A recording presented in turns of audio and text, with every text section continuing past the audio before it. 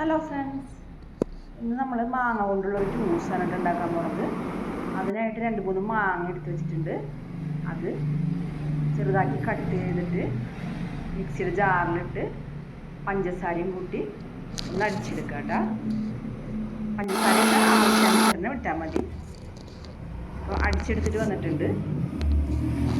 നമുക്ക് കുറച്ച് ഐസ് ക്യൂബും വെള്ളമൊക്കെ ഒഴിച്ചിട്ട് ഒന്ന് ക്രഷ് ചെയ്തെടുക്കാം കേട്ടോ. ഐസ് ക്യൂബ് ഇട്ടിട്ടുണ്ട്. നമുക്കൊന്ന് ക്രഷ് ചെയ്തെടുത്തിട്ട് വരാം. ഇപ്പം നല്ല അടിപൊളിയായിട്ടുള്ള ടേസ്റ്റി ആയിട്ടുള്ള ജ്യൂസ് കൂടെ റെഡി ആയിട്ടുണ്ട്.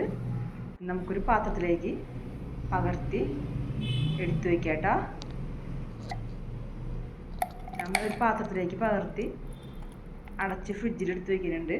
ആവശ്യാനുസരണം നമുക്കെടുക്കാം. ഒരു 2 ദിവസമൊക്കെ ഫ്രിഡ്ജിൽ വെച്ച് ഉപയോഗിക്കാം കേട്ടോ. അധികം ദിവസം ഞാൻ വയ്ക്കാറില്ല. അത് നല്ല കളറൊന്നും ചേർത്തിട്ടില്ല. അടിപൊളി ജ്യൂസ് ഇവിടെ റെഡി ആയിട്ടുണ്ട്.